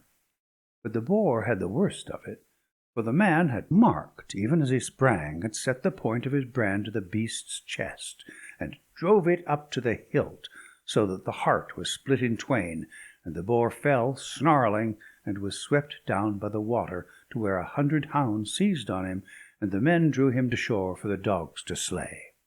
Then was there loud blowing of horns and baying of hounds. The huntsmen smote off the boar's head, and hung the carcass by the 4 feet to a stout pole, and so went on their way homewards. The head they bore before the Lord himself, who had slain the beast at the ford by force of his strong hand. It seemed him or long ere he saw Sir Gawain in the hall, and he blew a blast on his horn to let all men know that he was come again to take his part in the covenant. And when he saw Gawain, the Lord laughed aloud, and bade them call the ladies and the household together, and he showed them the game, and told them the tale, how they had hunted the wild boar through the woods, and of his length and breadth and height. And Sir Gawain commended his deeds, and praised him for his valour, well proven, for so mighty a beast had he never seen before. Then they handled the huge head, and the Lord said aloud, Now, Gawain, this game is your own by sure covenant, as ye right well know. "'Tis sooth," quoth the knight, "and as truly will I give ye all I have gained." He took the host round the neck, and kissed him courteously twice. "Now are we quits," he said, "this eventide, of all the covenants that we made since I came hither." And the Lord answered, "By St. Giles, ye are the best I know. Ye will be rich in a short space if ye drive such bargains." Then they set up the tables on trestles, and covered them with fair cloths, and lit waxen tapers on the walls. The knights sat and were served in the hall, and much game and glee was there round the hearth, with many songs, both at supper and after, songs of Christmas, and new carols, with all the mirth one may think of. And ever that lovely lady sat by the knight, and with still stolen looks made such feint of pleasing him, that Gawain marvelled much, and was wroth with himself. But he could not for his courtesy return her fair glances, but dealt with her cunningly, however she might strive to wrest the thing. When they had tarried in the hall so long as it seemed them good, they turned to the inner chamber and the wide hearth-place. And there they drank wine, and the host proffered to renew the covenant for New Year's Eve. But the knight craved leave to depart on the morrow, for it was nigh to the term when he must fulfil his pledge. But the Lord would withhold him from so doing, and prayed him to tarry, and said, "As I am a true knight, I swear my troth that ye shall come to the Green Chapel to achieve your task on New Year's morn, long before prime. Therefore abide ye in your bed, and I will hunt in this wood, and hold ye to the covenant to exchange with me against all the spoil I may bring hither. For twice have I tried ye, and found ye true, and the morrow shall be the third time, and the best. Make we merry now, while we may, and think on joy, for misfortune may take a man whensoever it wills." Then Gawain granted his request, and they brought them drink, and they gat them with lights to bed. Sir Gawain lay and slept softly. But the lord, who was keen on woodcraft, was afoot early. After mass he and his men ate a morsel, and he asked for his steed. All the knights who should ride with him were already mounted before the hall gates. 'Twas a fair frosty morning, for the sun rose red in ruddy vapour, and the welkin was clear of clouds. The hunters scattered them by a forest side, and the rocks rang again with the blast of their horns. Some came on the scent of a fox, and a hound gave tongue. The huntsmen shouted, and the pack followed in a crowd on the trail. The fox ran before them, and when they saw him, they pursued him with noise and much shouting. And he wound and turned through many a thick grove, often cowering and hearkening in a hedge. At last, by a little ditch, he leapt out of a spinney, stole away slyly by a copse path, and so out of the wood and away from the bounds.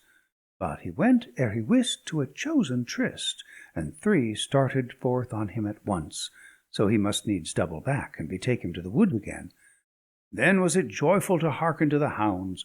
When all the pack had met together, and had sighted their game, they made as loud a din as if all the lofty cliffs had fallen clattering together. The huntsmen shouted and threatened, and followed close upon him, so that he might scarce escape. But Reynard was wily, and he turned and doubled upon them, and led the lord and his men over the hills, now on the slopes, now in the vales, while the knight at home slept through the cold morning beneath his costly curtains. But the fair lady of the castle rose betimes, and clad herself in a rich mantle that reached even to the ground, and was bordered and lined with costly furs. On her head she wore no golden circlet, but a network of precious stones that gleamed and shone through her tresses in clusters of 20 together. Thus she came into the chamber and set open a window, and called to him gaily, "Sir knight, how may you sleep? The morning is so fair." Sir Gawain was deep in slumber, and in his dream he vexed him much for the destiny that should befall him on the morrow, when he should meet the knight at the Green Chapel, and abide his blow. But when the lady spake, he heard her, and came to himself, and roused from his dream, and answered swiftly. The lady came laughing, and kissed him courteously, and he welcomed her fittingly with a cheerful countenance.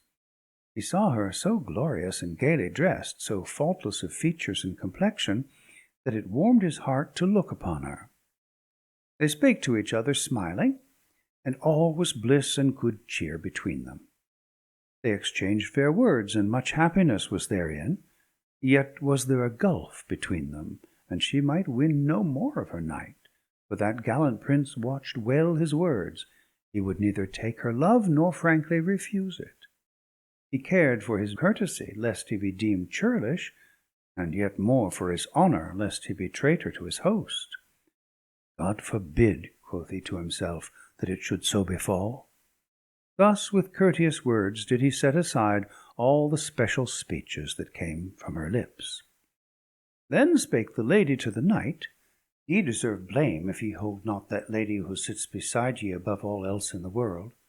If ye have not already a love whom ye hold dearer and like better, and have sworn such firm faith to that lady that ye care not to loose it, as I scarce may believe. And now I pray ye straitly that ye tell me that in truth, and hide it not."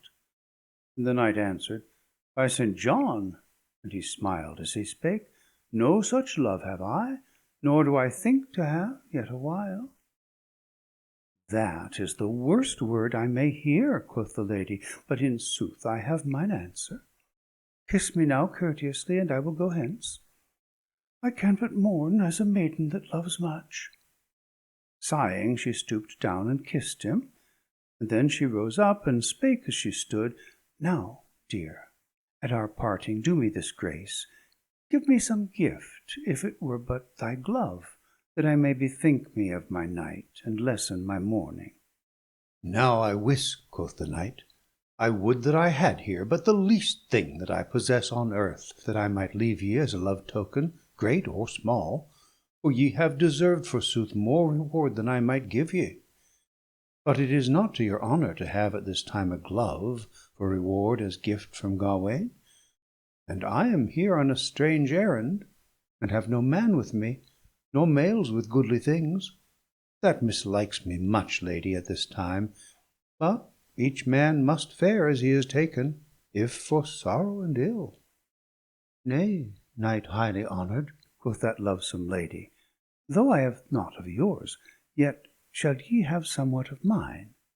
With that she reached him a ring of red gold, with a sparkling stone therein, that shone even as the sun. Wit ye well it was worth many marks.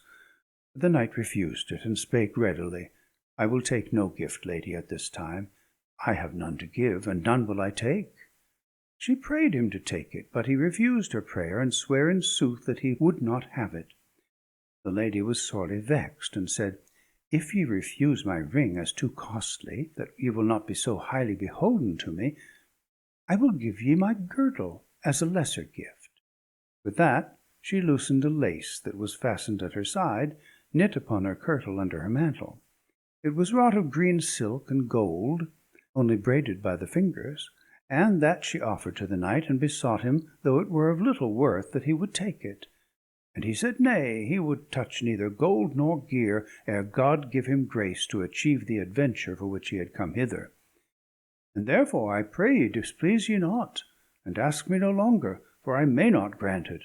I am dearly beholden to ye for the favour ye have shown me, and ever in heat and cold will I be your true servant." "Now," said the lady, "ye refuse this silk, for it is simple in itself, and so it seems indeed. Lo, it is small to look upon, and less in cost, but whoso knew the virtue that is knit therein, he would peradventure value it more highly. For whatever knight is girded with this green lace, while he bears it knotted about him, there is no man under heaven can overcome him, for he may not be slain for any magic on earth." Then Gawain bethought him, and it came into his heart that this were a jewel for the jeopardy that awaited him when he came to the Green Chapel to seek the return blow. Could he so order it that he should escape unslain, 'twere a craft worth trying.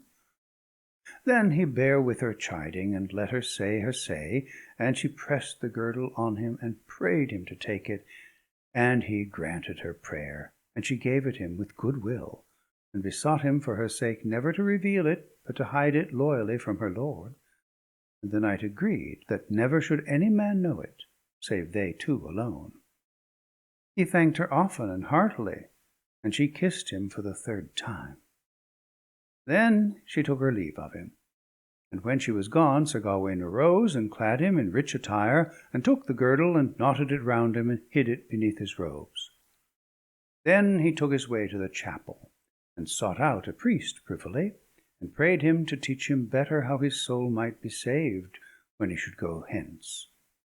And there he shrived him, and showed him his misdeeds, both great and small, and besought mercy, and craved absolution. And the priest assoiled him, and set him as clean as if doomsday had been on the morrow.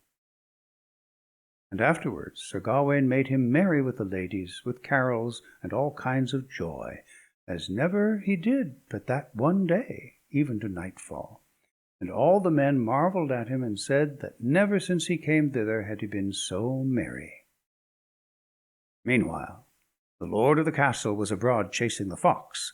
A while he lost him, and as he rode through a spinney he heard the hounds near at hand, and Reynard came creeping through a thick grove, and all the pack at his heels. Then the lord drew out his shining brand, and cast it at the beast, and the fox swerved aside for the sharp edge, and would have doubled back, but a hound was on him ere he might turn, and right before the horse's feet they all fell on him, and worried him fiercely, snarling the while. Then the lord leapt from his saddle, and caught the fox from their jaws, and held it aloft over his head, and hallooed loudly, and the hunters hied them thither, blowing their horns. All that bare bugles blew them at once, and all the others shouted. 'Twas the merriest meeting that ever men heard, the clamour that was raised at the death of the fox. They rewarded the hounds, stroking them and rubbing their heads, and took Reynard and stripped him of his coat. Then, blowing their horns, they turned them homewards, for it was nigh nightfall. The Lord was gladsome at his return, and found a bright fire on the hearth, and the knight beside it, the good Sir Gawain, who was in joyous mood for the pleasure he had had with the ladies. He wore a robe of blue that reached even to the ground, and a surcoat richly furred, that became him well. A hood, like to the surcoat, fell on his shoulders, and all alike were done about with fur. He met the host in the midst of the floor, and, jesting, he greeted him, and said, "Now shall I be first to fulfil our covenant which we made together when there was no lack of wine." Then he embraced the knight, and kissed him thrice, as solemnly as he might. "Of a sooth," quoth the other, "ye have good luck in the matter of this covenant, if ye made a good exchange." "Yea, it matters not of the exchange," quoth Gawain, "since what I owe is swiftly paid." "Marry," said the other, "mine is behind, for I have hunted all this day, and naught have I got but this foul fox skin, and that is but poor payment for 3 such kisses as ye have here given me." "Enough," quoth Sir Gawain, "I thank ye, by the rood." Then the Lord told him of his hunting, and how the fox had been slain. With mirth and minstrelsy, and dainties at their will, they made them as merry as a folk well might, till 'twas time for them to sever, for at last they must needs betake them to their beds. Then the knight took his leave of the Lord, and thanked him fairly. "For the fair sojourn that I have had here at this high feast, may the High King give ye honour. I give ye myself as one of your servants, if ye so like. For I must needs, as ye know, go hence with the morn, And ye will give me, as ye promised, a guide to show me the way to the Green Chapel, and God will suffer me on New Year's Day to deal the doom of my weird." "By my faith," quoth the host, "all that ever I promised, that shall I keep with good will." Then he gave him a servant to set him on the way, and lead him by the downs, that he should have no need to ford the stream, and should fare by the shortest road through the groves, and Gawain thanked the Lord for the honour done him. Then he would take leave of the ladies, and courteously he kissed them, and spake, praying them to receive his thanks, and they made like reply. Then with many sighs they commended him to Christ, and he departed courteously from that folk. Each man that he met, he thanked him for his service and his solace, and the pains he had been at to do his will. And each found it as hard to part from the knight as if he had ever dwelt with him. Then they led him with torches to his chamber, and brought him to his bed to rest. That he slept soundly I may not say, for the morrow gave him much to think on. Let him rest a while, for he was near that which he sought, and if he will but listen to me, I will tell ye how it fared with him thereafter. End of Section 3. Section 4. Now the new year drew nigh, and the night passed, and the day chased the darkness, as is God's will. But wild weather wakened therewith. The clouds cast the cold to the earth, with enough of the north to slay them that lacked clothing. The snow drave smartly, and the whistling wind blew from the heights, and made great drifts in the valleys. The knight, lying in his bed, listened, for though his eyes were shut, he might sleep but little, and hearkened every cock that crew. He arose ere the day broke, by the light of a lamp that burned in his chamber, and called to his chamberlain, bidding him bring his armour and saddle his steed. The other gat him up, and fetched his garments and robed Sir Gawain. First he clad him in his clothes to keep off the cold, and then in his harness, which was well and fairly kept. Both hauberk and plates were well burnished, the rings of the rich byrnie freed from rust, and all as fresh as at first, so that the knight was fain to thank them. Then he did on each piece, and bade them bring his steed, while he put the fairest raiment on himself. His coat, with its fair cognizance, adorned with precious stones upon velvet, with broidered seams, and all furred within with costly skins. And he left not the lace the lady's gift. That Gawain forgot not for his own good. When he had girded on his sword, he wrapped the gift twice about him, swathed around his waist. The girdle of green silk, set gaily and well upon the royal red cloth, rich to behold, but the knight wear it not for pride of the pendants, polished though they were, with fair gold that gleamed brightly on the ends, but to save himself from sword and knife, when it behooved him to abide his hurt without question. With that the hero went forth and thanked that kindly folk full often. Then was Gringolet ready, that was great and strong, and had been well cared for and tended in every wise. In fair condition was that proud steed, and fit for a journey. Then Gawain went to him, and looked on his coat, and said, by his sooth, there is a folk in this place that thinketh on honour.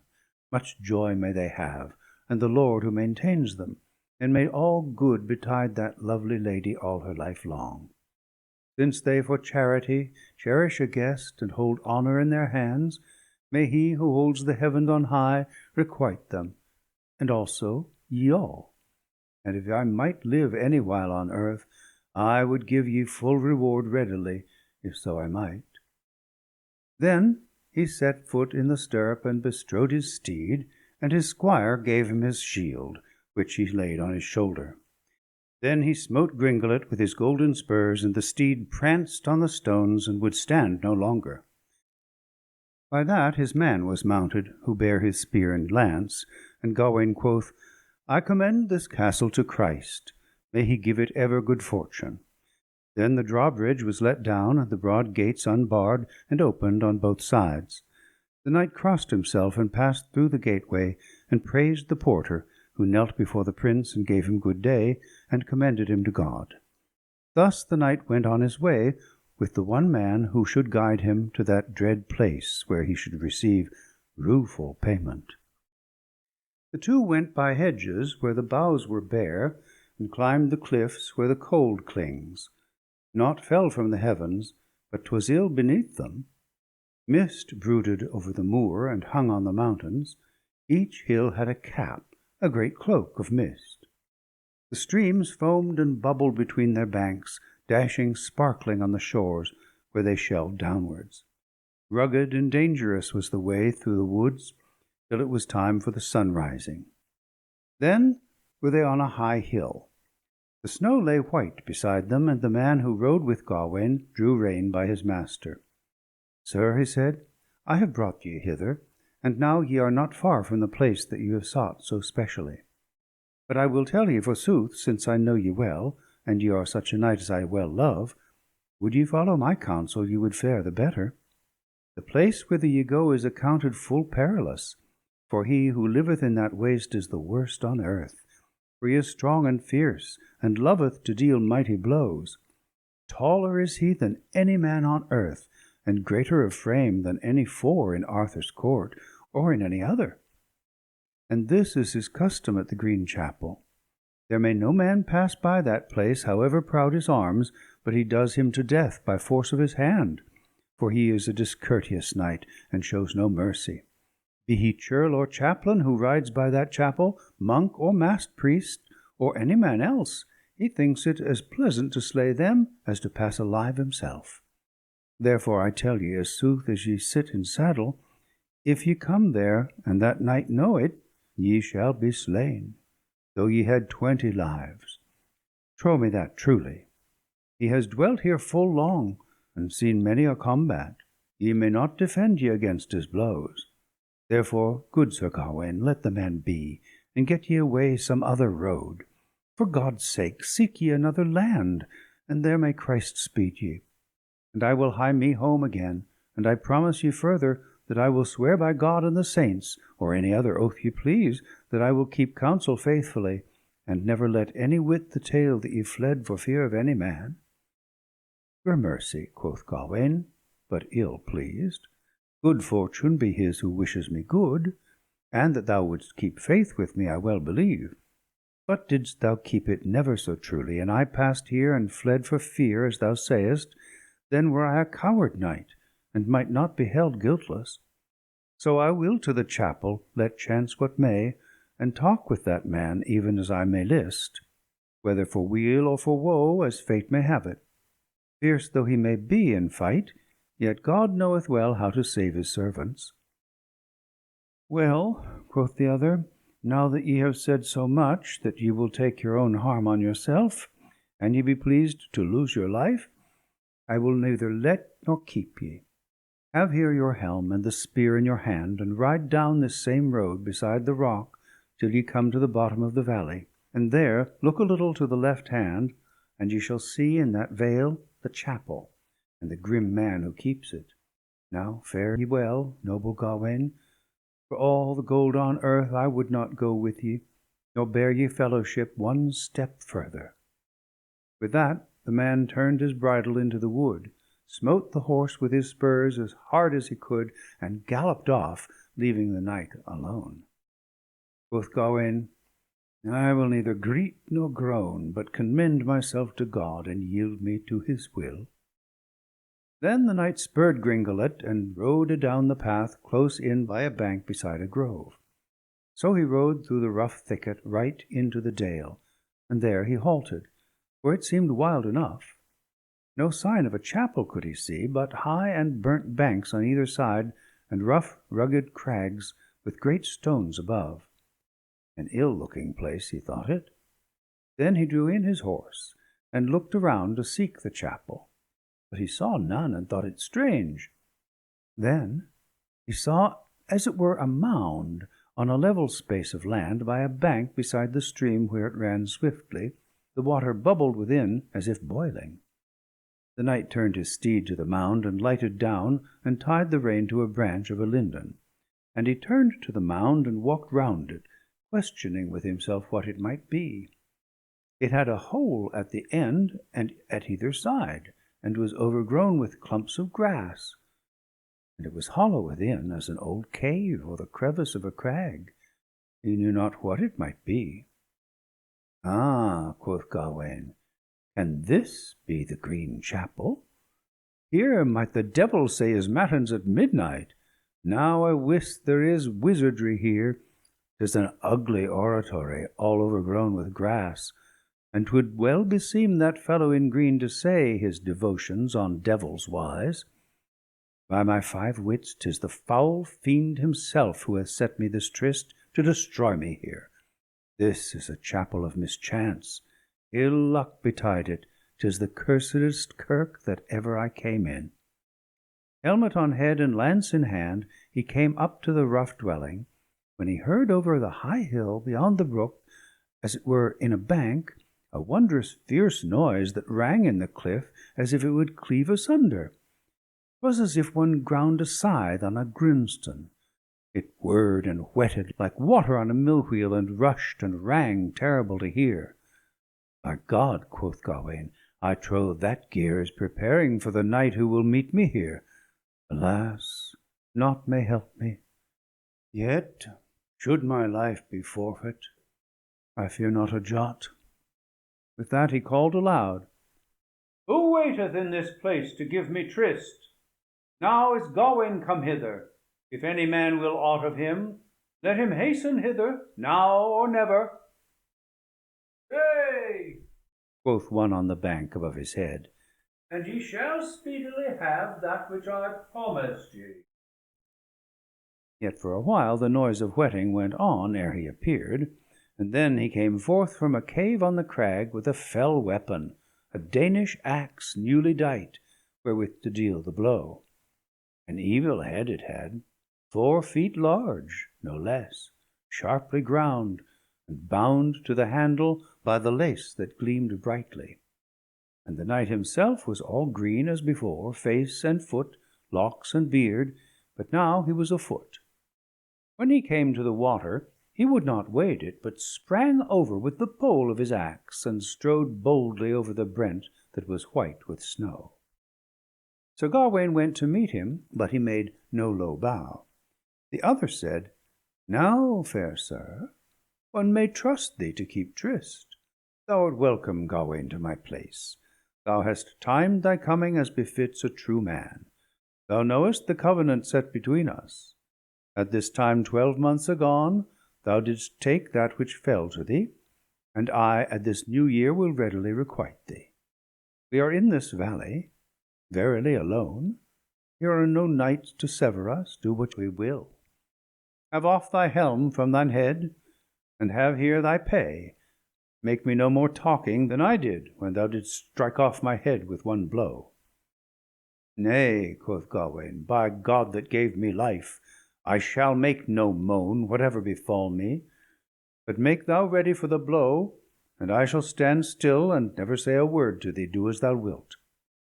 With that he bent his head and showed his neck all bare, and made as if he had no fear, for he would not be thought adread. Then the Green Knight made him ready, and grasped his grim weapon to smite Gawain.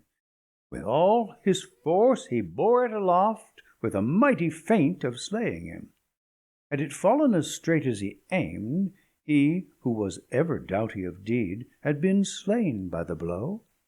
But Gawain swerved aside as the axe came gliding down to slay him as he stood, and shrank a little with the shoulders for the sharp iron. The other heaved up the blade and rebuked the prince with many proud words.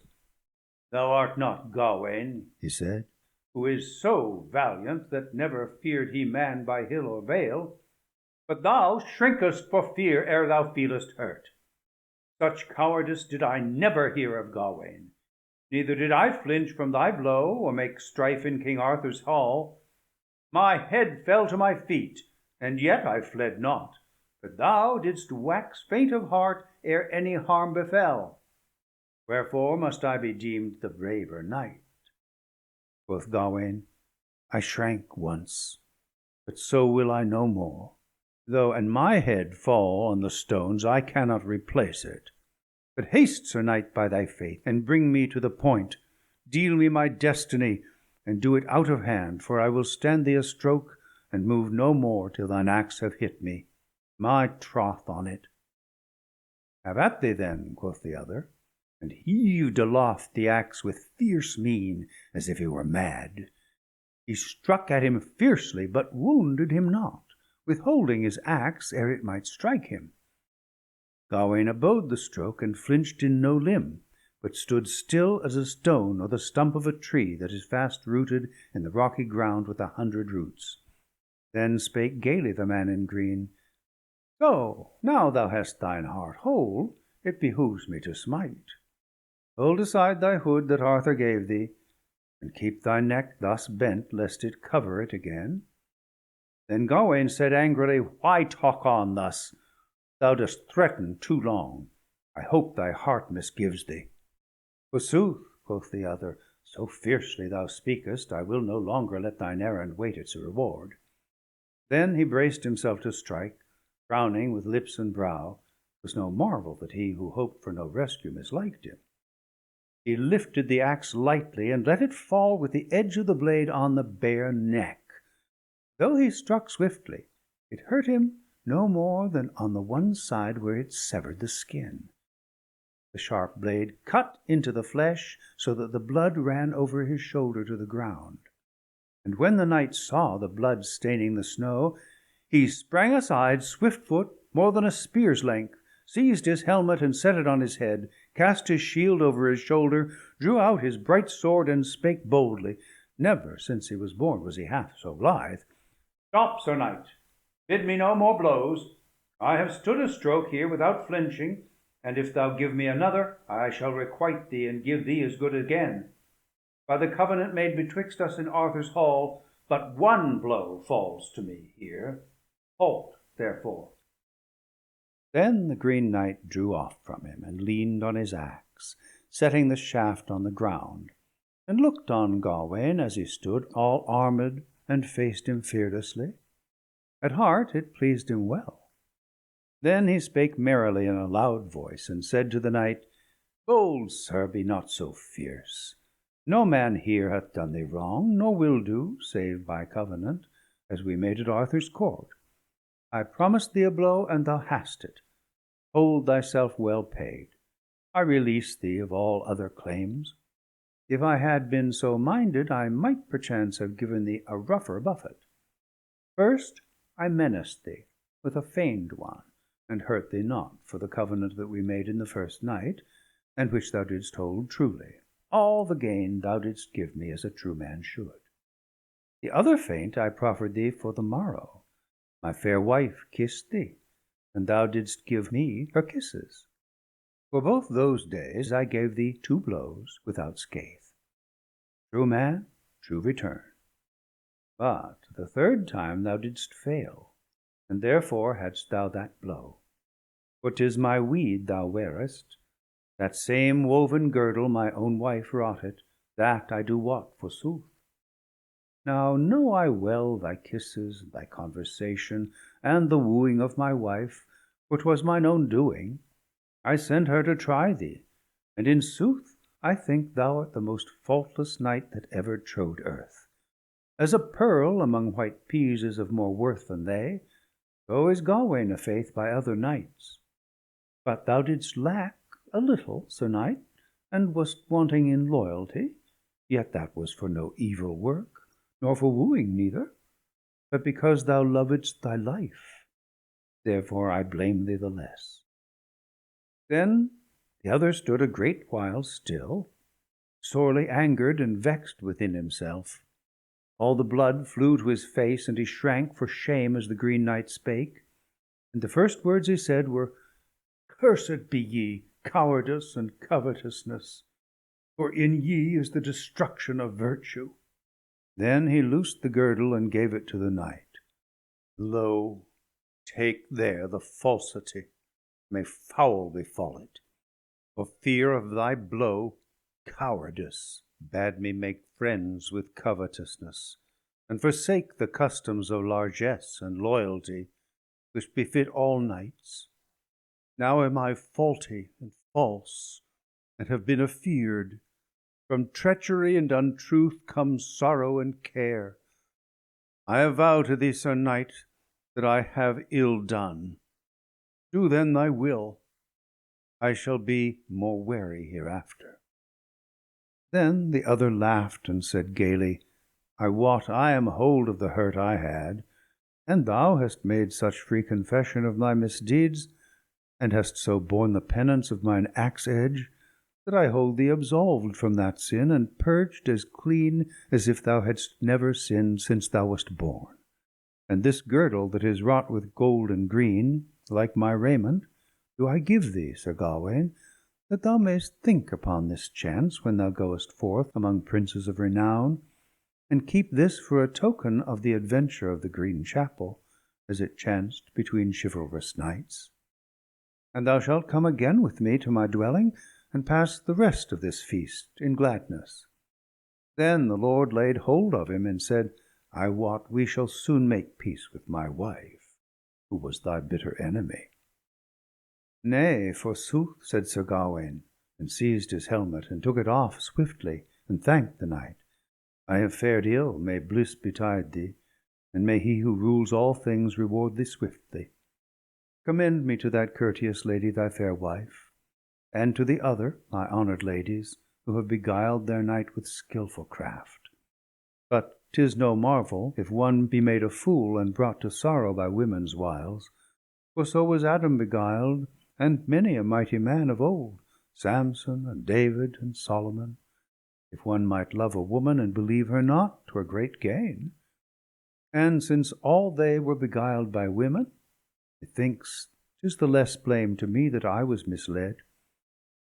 But as for thy girdle, that will I take with good will, not for gain of the gold, nor for samite nor silk, nor the costly pendants, neither for weal nor for worship, but in sign of my frailty.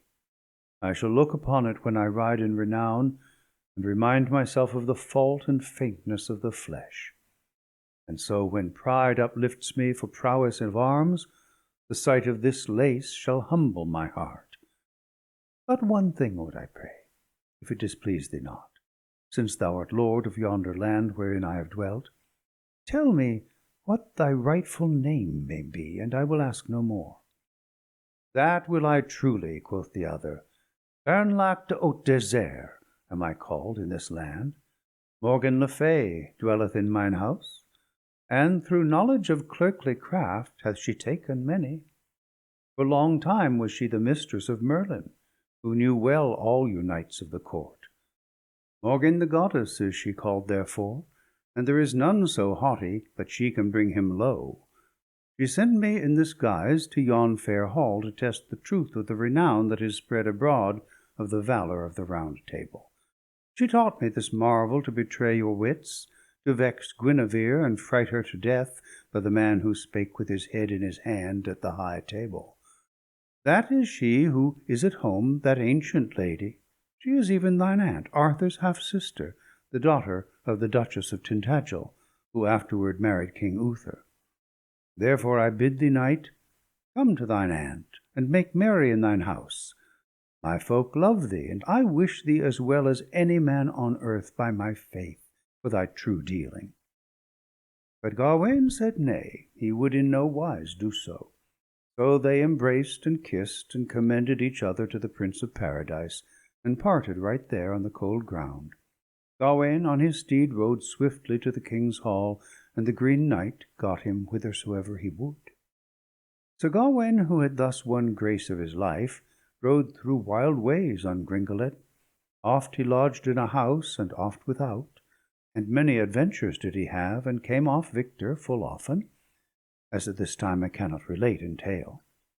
The hurt that he had in his neck was healed. He bare the shining girdle as a baldric bound by his side, and made fast with a knot neath his left arm, in token that he was taken in a fault. And thus he came in safety again to the court. Then joy awakened in that dwelling when the king knew that the good Sir Gawain was come, for he deemed it gain. King Arthur kissed the knight, and the queen also, and many valiant knights sought to embrace him. They asked him how he had fared, and he told them all that had chanced to him, the adventure of the chapel, the fashion of the knight, the love of the lady, at last of the lace. He showed them the wound in the neck which he won for his disloyalty at the hand of the knight. The blood flew to his face for shame as he told the tale. Lo, lady, he quoth, and handed the lace, this is the bond of the blame that I bear in my neck. This is the harm and the loss I have suffered, the cowardice and covetousness in which I was caught, the token of my covenant in which I was taken. And I must needs wear it so long as I live, for none may hide his harm, but undone it may not be. For if it hath clung to thee once, it may never be severed.